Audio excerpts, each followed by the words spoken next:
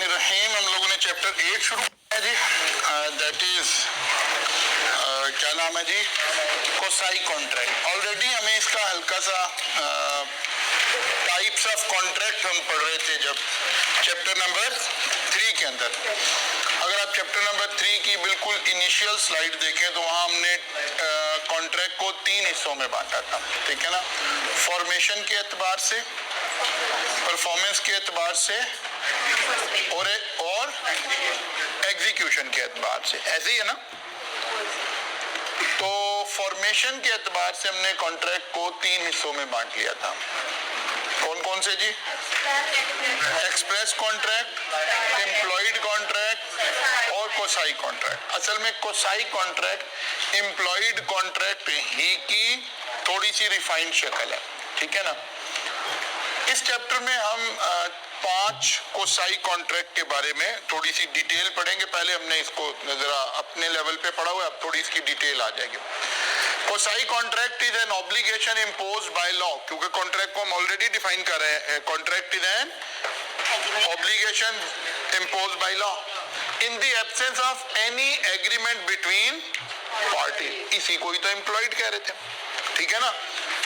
Quasi contract is not actual contract, but it is a legal substitute formed to impose equity between two parties. यानी इंसाफ का तकाजा ये है कि law वहाँ implied contract यानी कोसाई contract assume कर ले to create equity between the parties. दो लोगों के दरमियान में एक equity, equality लेकर आई जाए, ठीक है ना। दो लोगों को at par treat किया जा सके। The concept of quasi contract is that of a contract that should have been formed even though inactually it was not. The other name for quasi contract is constructive contract, implied contract, quasi contract, constructive contract. अब एक ही तरह की different सी बातें हमारे सामने आ रही हैं।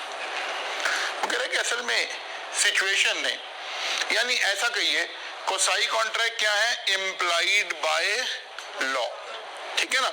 एक है इम्प्लाइड बाय पार्टीज, सिचुएशन से पार्टीज ने इम्प्लाई किया।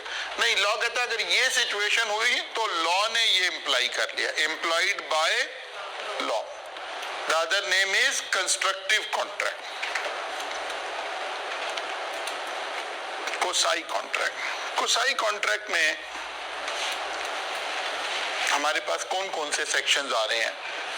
एक है सेक्शन 68 ऑफ कॉन्ट्रैक्ट एक्ट, इसको डील कर रहा है। 69, 70, 71 एंड 72।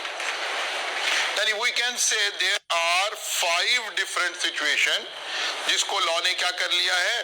कोसाई कॉन्ट्रैक्ट के अंडर कवर कर दिया है, ठीक है ना। या we can say there are 5 different type of constructive contract और quasi contract. Number 1, supply of necessities. इसका एक हल्का सा जिक्र हम ऑलरेडी पढ़कर आए हुए हैं चैप्टर माइनर वाले चैप्टर में, ठीक है ना। लेकिन यहाँ माइनर से थोड़ा सा ऊपर आकर बात कर रहे हैं, supply of necessities. Number 2, payment by interested person.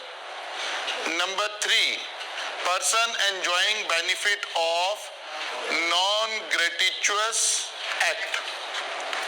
Number 4, finder of good. Number 5, payment by mistake or under coercion. लोग कहते हैं ये 5 सिचुएशन ऐसी हैं, ये 5 सर्कमस्टांसेस ऐसे हैं कि अगर ये वाले हालात हो जाएं तो फिर पार्टीज ने क्या डिसाइड करना है? लॉ ने खुद ही डिसाइड कर लिया है कि क्या कॉन्ट्रैक्ट हो गया आप लोगों के दरमियान में। और 2 पार्टीज क्योंकि इन्वॉल्व हो रही होता है तो फिर किसके क्या राइट्स एस्टैब्लिश हुए और क्या लायबिलिटीज एस्टैब्लिश हुई और कॉन्ट्रैक्ट की नेचर क्या है, कब वॉइड है, कब वॉइडेबल है, कब इंप्लीमेंट हो सकता है, कब नहीं हो सकता। Section 68, 69, 70, 71 and 72। ऑब्वियसली सेक्शन तो हमें याद करने की जरूरत नहीं होती। इनमें से कुछ बातें बस सप्लाई ऑफ नेसेसिटीज थोड़ी सी हम ऑलरेडी भी डिस्कस कर चुके हैं, लेकिन यहाँ थोड़ा सा एक नेक्स्ट लेवल पर डिस्कशन हो रही है। कोसाई कॉन्ट्रैक्ट हम ऑलरेडी डिफाइन कर चुके हैं कि कॉन्ट्रैक्ट कौन सा है, ये employed by law, and what is the other name, constructive contract. और जी वही पुरानी हमारी कहानी वापस आ गई है। आपको याद है कि एक बच्चे को कोई एक बंदा जो है, अब हमने गाड़ी को निकाल दिया बीच में से, ठीक है ना, ये कोई एक, पहले तो हेडिंग वो थोड़ा सा कंप्रीहेंसिव करे, पहले हमने ये सारी गुफ्तगू माइनर के एंगल से की हुई है, लेकिन ये सेक्शन माइनर का नहीं था, हमने इस सेक्शन को माइनर के रेफरेंस से पढ़ लिया था, ठीक है ना। सेक्शन की हेडिंग तो क्या लगी हुई है, necessity supply to a person और his dependent who is incapable to enter into a contract, who is incompetent to enter into a contract। इसका मतलब है कॉन्ट्रैक्ट तो ये डील कर रहा है इनकम्पिटेंट पर्सन से। कौन से इनकम्पिटेंट पर्सन से, जिनमें एक माइनर हो सकता है, अनसाउंड माइंड हो सकता है, ल्यूनेटिक हो सकता है, ठीक है ना, इन लोगों से। अगर इन लोगों से कॉन्ट्रैक्ट किया जाए, necessity supply to a person, उस बंदे की बात हो रही है, और हिज डिपेंडेंट। अब डिपेंडेंट में कौन आता है, फैमिली आ जाती है, तो स्पाउस आ जाता है। स्पाउस मींस काउंटर पार्टनर, ठीक है ना। मर्द के लिए वाइफ और वाइफ के लिए हस्बैंड, इसके लिए लॉ क्या टर्म यूज करता है, स्पाउस, काउंटर पार्टनर। तो एक तो स्पाउस जो है वो डिपेंडेंट में आ जाएगी, फिर माइनर चिल्ड्रन आ जाएगा। जब कोई बच्चा मेजर हो जाता है तो फिर वो डिपेंडेंट की डेफिनेशन से निकल जाता है, एडल्ट होने के बाद डिपेंडेंट की डेफिनेशन से निकल जाता है। इसका मतलब है अगर कोई शख्स माइनर है तो ये क्राइटेरिया उस पर अप्लाई हो सकता है। कोई शख्स अनसाउंड माइंड है, अब अनसाउंड माइंड में हमें ज्यादा बात समझ आएगी कि हो सकता है एक शख्स, हमने जब अनसाउंड माइंड के लोगों को पढ़ा था तो जरूरी तो नहीं था कि कोई जो अनसाउंड माइंडेड पर्सन है वो बाय बर्थ अनसाउंड माइंड हो सकता है ये डिजीज बाद में हो गई हो, मेंटल डिजीज, मेंटल डिसऑर्डर की वजह से एक शख्स अनसाउंड माइंड हो गया, तो हो सकता है ये इवेंट बाद में हो गया हो, तो उस वक्त वो स्पाउस भी कैरी कर रहा हो, उसके कोई माइनर चिल्ड्रन भी हो, तो इन सबका स्टेटस वही है जो माइनर वाले स्टाइल का स्टेटस था, ठीक है ना। फिर इसमें और क्या है जी, इसमें और हमने बातें की थी कि must be necessities, other things are not covered. जो लग्जरीज ऑफ लाइफ हैं वो इसके अंदर कवर नहीं है, और नेसेसिटी भी किस वक्त, व्हेन दे आर सप्लाइड, ठीक है ना। पर्सन नॉट लाइबल पर्सनली, ये बात भी उस वक्त हमने की हुई है कि ये नहीं कहा जाएगा कि भाई ये बच्चा आप खुद कमा कर दे दे। अच्छा जी, जिस शख्स ने सप्लाई की है उसका लीगल स्टेटस क्या था, entitled to be reimburse from the property of such person, और कौन सी प्राइस, रीजनेबल प्राइस हो। ये सारी बातें उस वक्त भी हमने पढ़ी हुई हैं, बस अब इसकी रीडिंग करनी है। सेक्शन 68 क्या कह रहा है, if a person incapable to enter into a contract or his dependent is supplied by another person necessities suited to his condition in life, the person supplying such necessities is entitled to be reimbursed his price from the property of such incompetent person.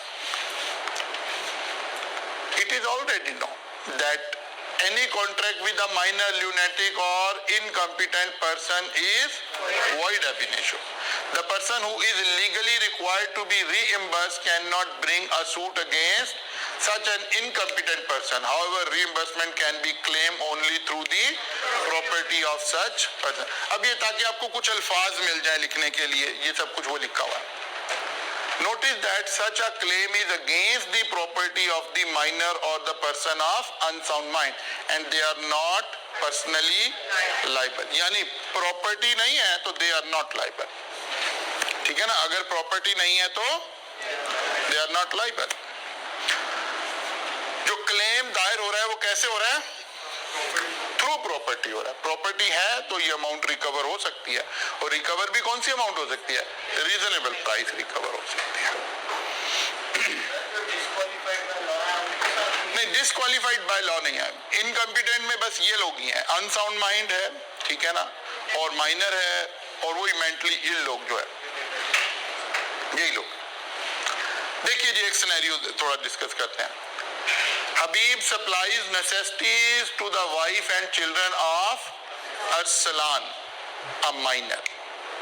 Habib supplies necessities to the wife and children of Arsalan, a minor. अच्छा, अब ये नहीं बहस में पढ़ना कि जी minor के children कैसे हो गए. माइनर लीगली 18 साल तक माइनर रहता है, ठीक है ना. और माइनर में और एडल्ट में जो डिफरेंस है वो आप लोग समझदारी बच्चे बैठे हैं. Habib can recover expenses from Arsalan property if any. Habib supplies a coat with diamond button to Arsalan, a minor. Diamond button बता रहा है luxury, not necessities of life. Minor purchase 11 coat. ये उस वक्त भी हमने माइनर में भी एग्जांपल दी हुई, ये हमारी किताब ही की एग्जांपल है. 11 कोट्स का मतलब है not necessities at the time of supply. भाई 11 कोट तो मैंने और आपने नहीं कभी एक ही दिन में इकट्ठे 11 कोट खरीद के लाया. नेसेसिटीज होगी कोट. कोट क्योंकि कोट इसका लफ्ज इसलिए इस्तेमाल किया गया ताकि रोटी कपड़ा मकान वाले उसमें आ जाए ना कि भाई ये नेसेसिटीज है. नहीं, नेसेसिटीज को उस वक्त नेसेसिटी होना भी जरूरी है ना. एक कोट कहा जा रहा होता तो शायद हम कहते कि ठीक है नेसेसिटी है, ड्रेस है नेसेसिटी है. दो भी होते तो शायद हम ऐसे ही सोच रहे होते. लेकिन 11 कोट से उसने ये इंप्रेशन दिया कि इट इज नॉट नेसेसिटी, ठीक है ना. अच्छा जी, एक अच्छी एग्जांपल लेते हैं, इसको पढ़ते हैं. Mr. Kamran became lunatic few years ago due to some mental disorder, which doctor believe is permanent in nature. He has a wife and 3 children named Bablu and Gudiya, being minor, and Ali, who is 19 years old. Mr. Abid is a neighbor of Kamran, normally take care of Kamran and his family. Answer the legal position of the following transaction. अब एक scenario थोड़ा सा हमने draw कर लिया, जैसा कोई examiner draw करता है उस टाइप से हमने एक सिनेरियो क्रिएट कर लिया है. क्या हुआ जी, मिस्टर कामरान क्या हो गया है, ल्यूनेटिक हो गया. यानी बाद में किसी मेंटल डिसऑर्डर, बेटा आगे आ जाओ, बाद में किसी मेंटल डिसऑर्डर की वजह से, किसी डिजीज की वजह से, and doctors are believing that this disease is permanent in nature. ठीक है, परमानेंट नेचर भी नजर आ रही है. अच्छा जनाब, नाउ पहली situation, mister Abid supplies medicine suited to the position of Kamran regularly during last 2 years. Total amount spent during these years 2,50,000. Can this amount be recovered from Kamran if he has no property in his name? अब वो provision लगी, necessities supplies to a person incompetent to contract. ठीक है ना, तो he is not personally liable. Personally liable नहीं है, necessity supply की गई है. मेडिसिन इज अ नेसेसिटी, जिस वक्त सप्लाई की गई है उसकी कंडीशन के मुताबिक ही है, तो ये पैसे रिकवर नहीं हो सकेंगे. लेकिन अगर यहीं जिक्र कर दिया जाए कि भाई उसकी कोई प्रॉपर्टी है, वहां से रेंट आ रहा है, तो फिर उस रेंट में से वो पैसे दिए जा सकते हैं. इवन वो प्रॉपर्टी डिस्पोज ऑफ हो जब, उस वक्त भी ये पैसे क्लेम किए जा सकते हैं. What will be your answer in above A if Mr. Kamran have some property in his name? ताकि वो 360 स्टाइल में सारी बातें एक दफा कवर हो जाए. Mr. Abid also paid school fee of Bablu and Gudiya and spent 300,000 during last 2 years. How this amount can be recovered? अब अगर तो ये इंडिपेंडेंट, अगर एग्जामिनर हमें कहे कि फॉलोइंग इंडिपेंडेंट है, तो फिर हर सवाल का जवाब देते हुए हम पिछले से लिंक नहीं कर रहे होंगे. ठीक है ना. अब यहां नहीं बताया उसने कि प्रॉपर्टी है कि नहीं है, तो फिर दोनों आंसर दे देंगे. ठीक है ना. पहले बताएंगे कि नहीं जी ये necessities of life supply to incompetent person और इज डिपेंडेंट. तो बिकॉज बबलू एंड गुड़िया जो है उसको हमने ऊपर मेंशन किया हुआ है बीइंग माइनर. ठीक है ना. तो क्योंकि सप्लाईज टू माइनर भी उसी कैटेगरी में आएंगे. अच्छा जनाब, Ali got admission in Fast University in Computer Sciences. Kamran deposit rupees 1,50,000 admission fee. Can this amount be recovered from the property of Kamran? No. Adult होगा, इसके और उसके दरमियान अलग कॉन्ट्रैक्ट है, ठीक है ना, ये इसकी बेस पर इसको नहीं लिया जा सकता, ये सेक्शन अप्लाई नहीं होता. Abid supplied warm clothes and other basic necessities of life to Kamran's wife and spent 100,000 in this head. How this amount can be recovered from Kamran? अब वाइफ एडल्ट होने के बावजूद डिपेंडेंट में आ रही है, ठीक है ना, एडल्ट होने के बावजूद डिपेंडेंट ही रहेगी, तो ये भी नेसेसिटीज ऑफ लाइफ है, वार्म क्लॉथेस और बाकी सारी बातें करके. इसका मतलब है इसका भी वही स्टेटस है कि अगर तो कोई प्रॉपर्टी है तो थ्रू प्रॉपर्टी रिकवर हो सकते हैं, अदरवाइज रिकवर नहीं हो सकते. Wife of Kamran purchased a gold ring of rupees 1,25,000 from beauty jeweler on credit, referring to the provision of the, अच्छा ये इंडियन लिख दिया मैंने, Contract Act 1872 decide whether the beauty jeweler is entitled to claim the above amount from the property of Kamran. This is not necessities. तो अब इस वाले case में ये जो वाइफ है, ये क्योंकि एडल्ट है, तो इनका और ब्यूटी सैलून का, जो पार्लर का जो भी है, ज्वेलर है, उसका आपस का लिंक है, इससे कोई लिंक नहीं है. एप्लीकेबिलिटी देखनी है, हमने लॉ की एप्लीकेबिलिटी देखनी है कि ये वाली सिचुएशन लॉ कहाँ अप्लाई कर रहा है. तो अगर आप दोबारा चलें और सेक्शन के अल्फाज पढ़ें कि सेक्शन क्या कह रहा है. If a person incapable to enter into a contract or his dependent is supplied by another person necessities suited to his condition in life, the person supplying such necessities is entitled to. अब पहली condition क्या है कि person supply कर रहा हो necessities of life. अभी जो डायमंड रिंग और ये वाली बात आई है या गोल्ड रिंग की बात आई है, ये तो इवन अगर बच्चों को भी सप्लाई किए जा रहे होते तो भी क्लेम नहीं किए जा सकते थे, ठीक है ना. मतलब इसी में कह दिया जाए कि बबलू और गुड़िया को उसने आईफोन 15 लेके दिया तो फिर ये नेसेसिटीज नहीं आ रहा होगा. अच्छा आप कहेंगे सर हमें कैसे पता चलेगा. Obviously whether the thing is necessities of life और नॉट, इट्स अ, बोले एक लफ्ज, it's a matter of fact, question of fact की सिचुएशन देखी जाएगी उस वक्त बैठ के कि यार जो हालात है, जो वाकयात हैं, उन सर्कमस्टांसिस में ये चीज नेसेसिटी की डेफिनेशन में आती है या नहीं आती. जी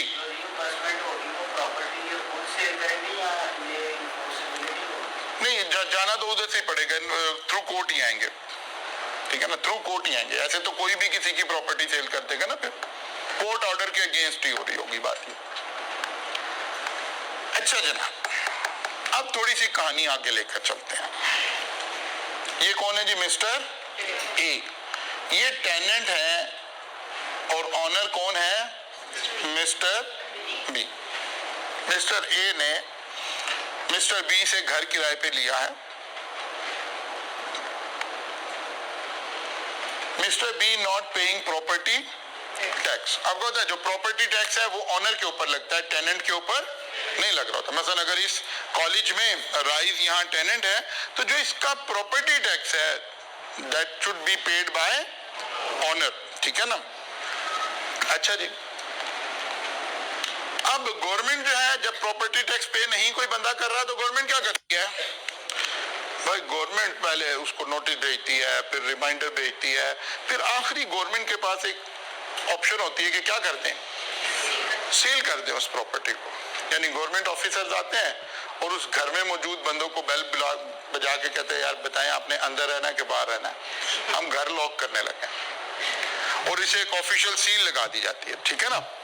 अब ये ऑफिसर आ गया और उसने आगे जनाब ऐलान भी किया महल्ले में कि जनाब ये घर हम सील कर रहे हैं जिन लोगों, ताकि थोड़ी सी आपकी ईगो भी हर्ट हो, सोशली भी आपके ऊपर प्रेशर पड़े. और इन्होंने जनाब मिस्टर ए वाले बंदों को कहा है कि जनाब अब ये बताएं आपने घर के अंदर बंद होना है या के बाहर आना है, हमने करना तो हमने घर लॉक है। अब इस बंदे ने पूछा कि भाई क्या मसला हो गया? उन्होंने कहा जी ये प्रॉपर्टी टैक्स नहीं पे हुआ होगा। अच्छा कितना प्रॉपर्टी टैक्स है? उन्होंने कहा जी 1 लाख रुपया प्रॉपर्टी टैक्स है। अब मिस्टर ए ने उस वक्त मिस्टर बी को फोन मिलाने की कोशिश की, लेकिन मिस्टर बी ने फोन नहीं सुना, तो कोई राब्ता भी नहीं हुआ। मिस्टर ए ने सोचा यार जलील तो हम ही हो रहे हैं, या बाहर तो हमें गुजारना पड़ेगा वक्त, या अंदर रहे या बाहर रहे, मुश्किल में तो हम आ रहे। उसने कहा यार पकड़ो तुम 1 लाख रुपया, अगर मैं दे दूं पैसे। उसने कहा जनाब हम तो गवर्नमेंट के रिकवरी ऑफिसर हैं, हमें तो पैसे चाहिए, आप दे दें, एक ही बात है। उसने कहा यार ये लो 1 लाख रुपया, तुम लोग जाओ। अब ये टीम अपना रिकवरी का पैसा लेकर ऑफिशियल चालान बनाकर देकर चले गए हैं। गवर्नमेंट को रिकवरी हो गई है 1 लाख रुपए की। अब मसला क्या रह गया between mister A and mister B? Mister A ने शाम को उसे फोन किया दोबारा, मिस्टर बी ने अब फोन उठा लिया। उसने कहा यार तुमने भाई उस वक्त फोन ही नहीं उठाया, यहाँ तो ये मसला चल रहा था, तो मैंने बहरहाल तुम्हारी बिहाफ पर 1 लाख रुपया दे दिया। उसने कहा तुम्हें किसने कहा था मेरी बिहाफ पे 1 लाख रुपया दे दो? मैंने तो आपसे रिक्वेस्ट नहीं की कि मेरी बिहाफ पे दे दो, ये तो गवर्नमेंट ही चोरों की है, मैंने तो टैक्स देना ही नहीं था। ठीक है ना? अब ये वाले कोई डायलॉग आपस में एक्सचेंज हो रहे हैं। मिस्टर ए कह रहा है यार मैं तो फंस गया हूं बीच में, अगर मैं पैसे ना देता तो घर सील हो रहा था, पैसे दे दिए हैं तो ये कहता है भाई मेरे तो कहने पे दिए ही नहीं है। अब क्या लीगल स्टेटस है इस ट्रांजैक्शन का which is between mister A and mister B? ठीक है ना? यहां लॉ इंटरवीन कर रहा है। लॉ कहता है अच्छा जनाब हम मिस्टर ए को पैसे दिलवा देते हैं through constructive contract, Kosai contract. हम अज्यूम कर लेते हैं, मिस्टर बी तो कह के फारिग हो गया ना कि मैंने कहा था। लॉ कहता है ठहर जाओ यार, रुको, हम अज्यूम कर देते हैं कि कहा था आपने via provisions of Kosai contract. लेकिन कहता है ये काम करने से पहले मिस्टर ए सोचे कि क्या ये 3 कंडीशन पूरी हो रही थी। नंबर 1, जो अमाउंट उसने पे की है क्या वो mister B bound by law था? Yes, it's an official amount जो कि पे करनी थी। फिर वो कहता है कि क्या मिस्टर ए ने वॉलेंट्री नेचर की तो नहीं पेमेंट की है? वॉलेंट्री नेचर का मतलब है कि सवाब कमाने के लिए, जरा बिला लगवाने के लिए तो नहीं की कि जनाब बड़ा अच्छा आदमी है, बड़ा जबरदस्त आदमी है, बड़ा दबंग आदमी है, ये वाली बात के लिए तो नहीं की है। बल्कि इसके reversal for protection of own interest. बल्कि लॉ कहता है कि ये ना हो कि इसने वॉलेंट्री की हो, नहीं, बल्कि अपने आप को सेव करने के लिए, क्योंकि इससे पूछा जा रहा था कि भाई अंदर रहना कि बाहर आना। इसने कहा अगर बाहर आए तो वर्ल्ड कप का फाइनल भी नहीं देख सकेंगे, ठीक है ना, और अंदर रहे तो जब इंडिया हारेगा तो जश्न मनाने बाहर भी नहीं निकल सकेंगे। तो इसने कहा कि नहीं यार ये मैं पैसे दे देता हूँ। बात समझ आ रही ना? तो लॉ कहता है ये 3 कंडीशन पूरी होना जरूरी है। नंबर 1, जो पेमेंट उसने की है that should be bound by law. कौन? ऑनर, जिसके बिहाफ पर पेमेंट की है। ये पेमेंट कोई पक्की ठक्की हो, कोई 2 लोगों का डिस्प्यूट हो रहा था, वो वाली पेमेंट नहीं है, बल्कि पक्की लीगल पेमेंट है। नंबर 2, वॉलेंट्री नेचर में ना अमाउंट पे की गई हो, बल्कि अपने इंटरेस्ट को सेव करने के लिए पेमेंट की गई हो। तो कहता है अगर ये 3 कंडीशन पूरी हो जाएं तो फिर हम अज्यूम कर लेते हैं कि there is a constructive contract between mister A and B and mister B is legally bound to pay. Law इसकी हेडिंग लगा रहा है क्या जी? एंड अच्छा जी, थोड़ी बात समझ आ गई? Entitled to be reimbursed by mister B, mister A can recover from mister B. और अगर मिस्टर बी सीधे हाथों से पेमेंट नहीं दे रहा तो आप अदालत में जाएं, अदालत आपको दिलवा देगी। ठीक होगी बात? अब जरा बात को समझने के लिए, ये कहानी तो हमने सारी सुन ली ना, कहानी को थोड़ा और आगे लेकर चले। मिस्टर ए और मिस्टर बी के दरमियान अभी ये टेलीफोन कर रहा था, टेलीफोन हो नहीं रहा है। ऑफिसर कह रहा है जनाब या अंदर हो जाओ या बाहर हो जाओ। ये बंदा परेशानी में खड़ा है, माइट भी इसके पास खुद पैसे नहीं है या ये शशोपन में है कि मेरा क्या स्टेटस बनेगा, तो एक हमसाया आ जाता है, एक नेबर आ जाता है और वो ये सारी कहानी सुनता है और वो कहता है यार भाई आप ये लो भाई, लाख रुपया लो, जाओ आप भाई, कर क्यों सील कर रहे हो। ये नेबर अज्यूम करता है कि ये जो मिस्टर बी है भाई ये ऑनर है, मैं इसका हमसाया हूं, मैं पेमेंट कर देता हूं, जब गवर्नमेंट के पैसे हैं तो मैं इससे रिकवर कर लूंगा। अब शाम को जब मिस्टर सी ने कॉल की बी को, तो उसने फिर से यही कहा, यार मैंने कब कहा था आपको पेमेंट दे दो। अब मिस्टर सी चाहता है कि मैं अदालत में जाऊं और अदालत मुझे दिलवा दे, तो लॉ कहता है नहीं नहीं भाई, आपको नहीं हमने कहा था कि आप पेमेंट करें, बिकॉज पहली बात तो ठीक है, bound by law, mister B was bound by law, ये पेमेंट उसने करनी थी, लेकिन आपने क्यों की, आपका क्या इंटरेस्ट है। उसका तो इंटरेस्ट था ये घर के अंदर रहे या घर के बाहर आए, घर सील हो रहा है तो इसका इंटरेस्ट था इस ट्रांजैक्शन से जुड़ा हुआ, लेकिन इसका कोई इंटरेस्ट नहीं जुड़ा हुआ था। तो लॉ कह रहा है कि नहीं नहीं, आपके शू में हम इसे कोसाई कॉन्ट्रैक्ट अज्यूम नहीं कर रहे हैं, कंस्ट्रक्टिव कॉन्ट्रैक्ट नहीं है। ये अदालत जाता है कि मैंने ये पैसे दे दिए थे, तो अदालत इसकी फेवर में रिकवरी नहीं करवा के देगी। ठीक होगी बात। इस सारी सिचुएशन को हम कहते हैं पेमेंट बाय इंटरेस्टेड पार्टी। कौन सी पेमेंट? Bound by law. और इंटरेस्टेड पार्टी से मतलब क्या है? Not voluntary, rather having his own interest, having his own interest. कहानी समझ आइए कुछ? लिखा हुआ कैसे है जी? A person who is interested in the payment of money which another is bound by law to pay and who therefore pay it is entitled to be reimbursed by other.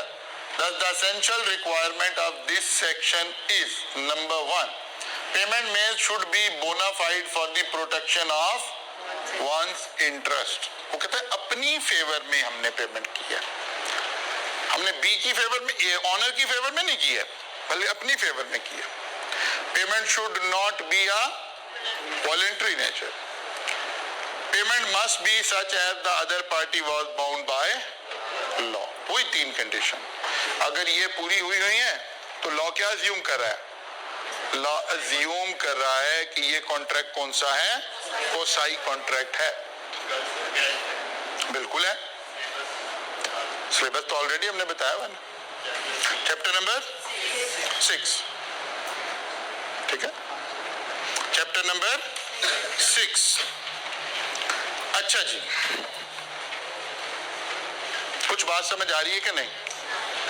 Payment must be such as the other party was bound by law to पे।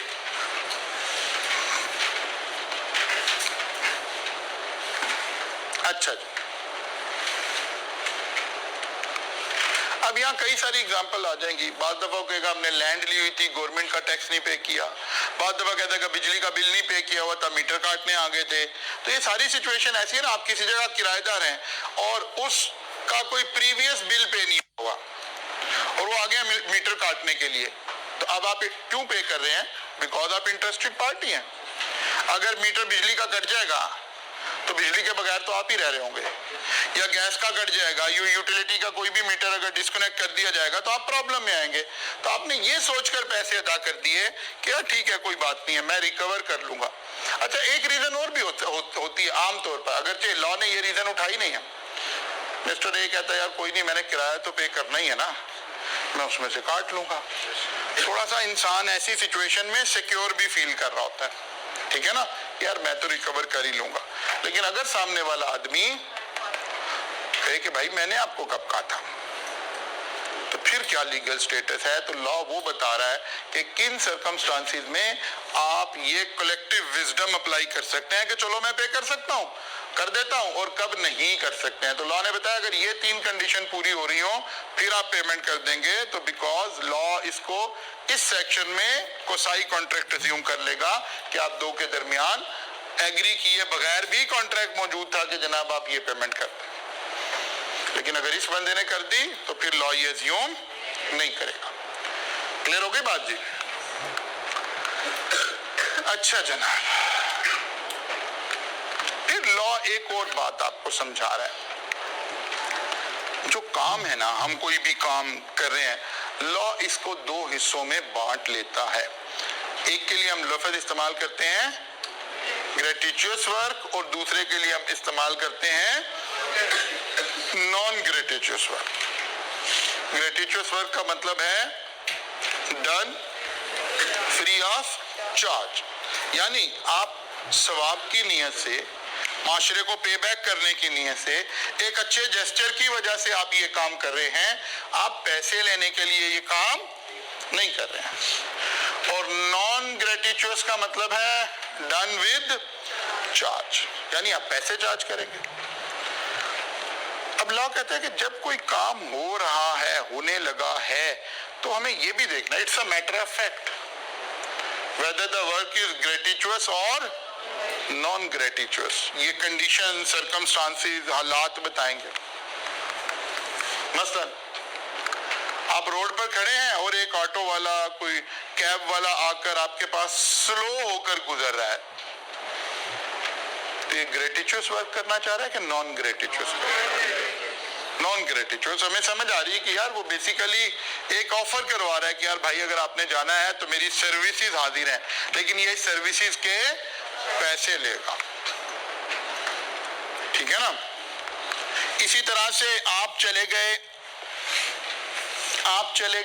मरी और snowfall हो गई बहुत ज्यादा, तो वहां के लोकल्स फौरन आपकी गाड़ी को थोड़ा सा रेस्क्यू सर्विसेज देने के लिए आ जाते हैं, बर्फ वगैरह हटाने के लिए, इसके लिए। तो आप क्या समझ रहे होते हैं उस वक्त, ग्रेटिचुअस के नॉन ग्रेटिचुअस? क्योंकि ये एक कौन सी जगह है, टूरिस्ट प्लेस है।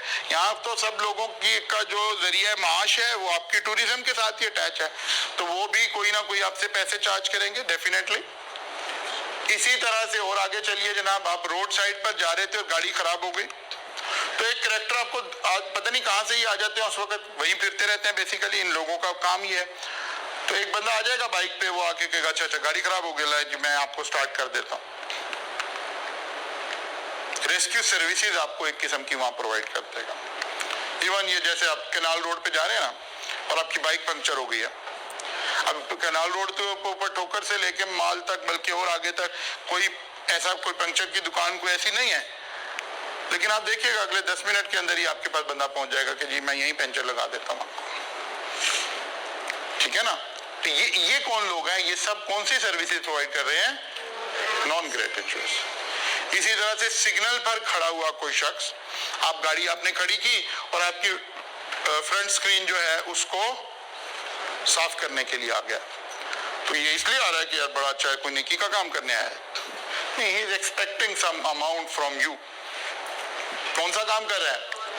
Non gratuitous. इसी तरह वो शू शाइनर वाली एग्जांपल हमने ली थी कि आप किसी, आज भी अभी अनफॉर्चुनेटली 5 स्टार होटल्स में ये करैक्टर हमें अभी भी नजर आता है, या किसी और शॉपिंग मॉल में किसी बड़ी जगह पे हमें नजर आता है कि कोई शख्स ऐसे बैठा हुआ है और आप जाके वहां शू शाइनर की उस पर बैठ जाते हैं, पाँव रख के, और वो आपके पाँव रखे शूज को साफ करना शुरू कर देता है। ये सारे काम कौन से नजर आ रहे हैं? नॉन ग्रेटिचुअस। लेकिन इसके मुकाबले में देखिए, कोई लंगर खाना खुला हुआ है, कोई मुसाफिर खाना खुला हुआ है, कोई दाता दरबार पे देके बैठ रही है, कोई और कहीं बैठ रही है, कहीं सरे राह कोई बंदा सबील लगाई हुई है, कोई डिस्पेंसरी बनी हुई है, तो मैं फौरन देखकर समझ आ जाता है कि ये वर्क ग्रेटिचुअस हो रहा है या नॉन ग्रेटिचुअस हो रहा है। ये बैरिया दस्तरखान की वो लगी हुई है, तस्वीर लगी हुई है, क्या आपको दस्तरखान लगाकर आपको उसके अंदर खाना पेश किया जा रहा है, लेकिन आप बैठते वक्त ही आपको पता है कि ये पैसे लेने के लिए नहीं कर रहा है।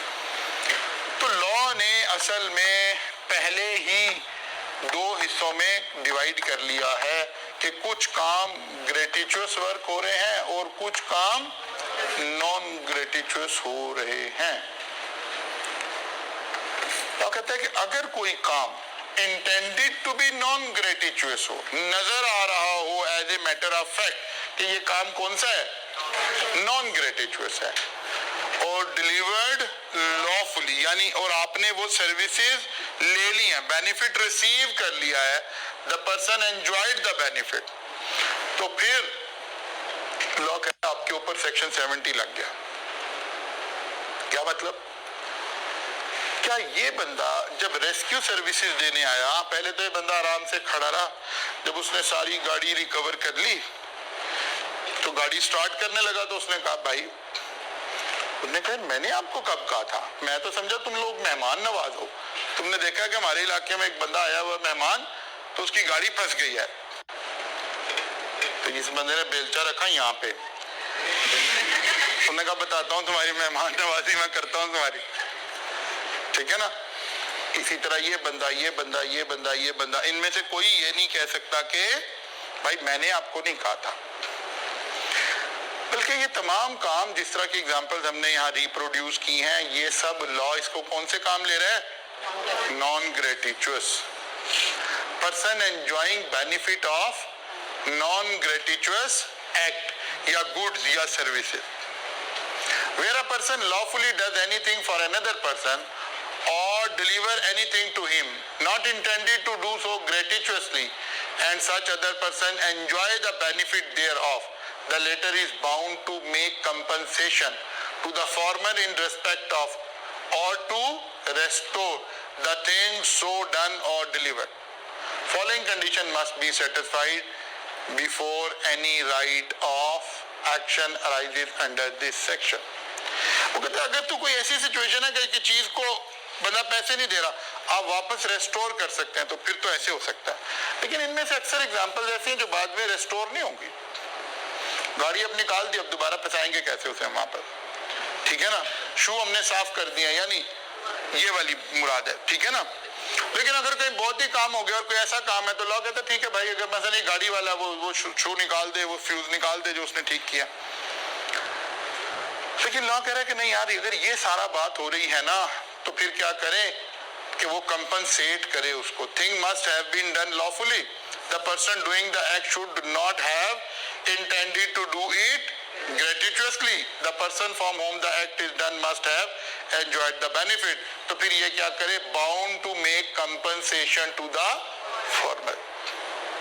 तो फिर ये सारे लोग, इसका मतलब है कंपनसेशन लेने के हकदार हो गए हैं, लीगली भी हकदार हो गए हैं, और अगर कोई नहीं दे रहा तो फिर क्या होगा? एनफोर्सेबल बाय लॉ हो जाएगा, क्योंकि लॉ ने इसको कॉन्ट्रैक्ट रिज्यूम कर लिया ना, लॉ ने इसको कोसाई कॉन्ट्रैक्ट रिज्यूम कर लिया है। तो इस सेक्शन के तहत जनाब ये लोग रिकवरी कर सकते हैं आपके साथ। लेकिन नेचर नहीं देखनी, देखना है उस वक्त काम की इंटेंशन क्या थी, ग्रेटिचुअस था या के नॉन ग्रेटिचुअस था। मसले आप सिग्नल पे खड़े हुए और ये एक बंदा आकर आपकी फ्रंट स्क्रीन को साफ कर रहा है, क्यों कर रहा है? वो एक्सपेक्ट कर रहा है आप उसे कोई 10-20 रुपए 50 रुपए दे देंगे, नॉन ग्रेटिचुअस बात। लेकिन यही कैरेक्टर आप टोटल के पेट्रोल पंप पे फ्यूल लेने लगे हैं, तो पेट्रोल पंप से एक बंदा आकर पेट्रोल पंप की यूनिफॉर्म में आता है और आपकी विंड स्क्रीन को साफ करना शुरू कर देता है। ये कौन सा काम है? ग्रेटिचुअस है। ये एक अच्छा जेस्चर है फ्रॉम पेट्रोल पंप। हाँ, आपका जेस्चर उससे भी अच्छा हो सकता है, आप इसे भी थोड़ी सी टिप दे दें, कोई बात नहीं है। लेकिन ये अगर टोटल वाला बंदा टोटल के यूनिफॉर्म में खड़ा हुआ ये काम कर रहा है और आप पैसे नहीं दे रहे, ये अदालत नहीं जा सकता। लेकिन सिग्नल पे खड़ा हुआ बंदा अगर ये काम कर रहा है और आपने उससे पहले वो काम करवा लिया, एक आप मना कर रहे हैं फिर वो कर रहा है, तो ये तो लॉफुली नहीं रहा ना, आप तो हेजिटेट कर रहे हैं, मना कर रहे हैं, और वो जबरदस्ती कर रहा है, फिर इसका वो स्टेटस नहीं बना, लीगल सेंस में वो स्टेटस नहीं बना, ठीक है ना, क्योंकि लॉफुली नहीं रहा।